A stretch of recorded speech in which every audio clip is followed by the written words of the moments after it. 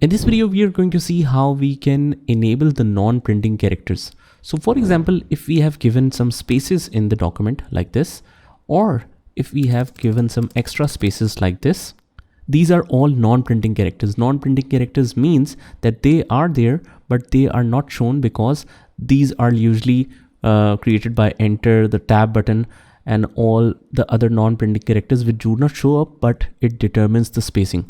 So if you want to identify the space of a long document where it is coming from, what you can do is just simply go to the home tab.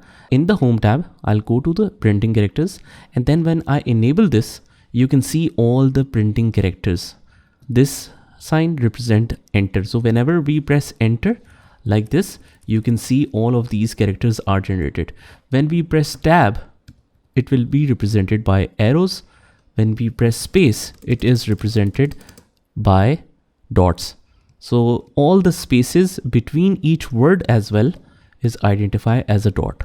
And like I entered many spaces in the starting of the video, so these are all represented by dots.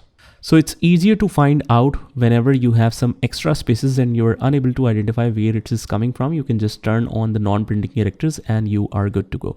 So whenever you want to go back to the original view and you don't want to see this printing characters, you can just press this one or use the short key, which is Control*.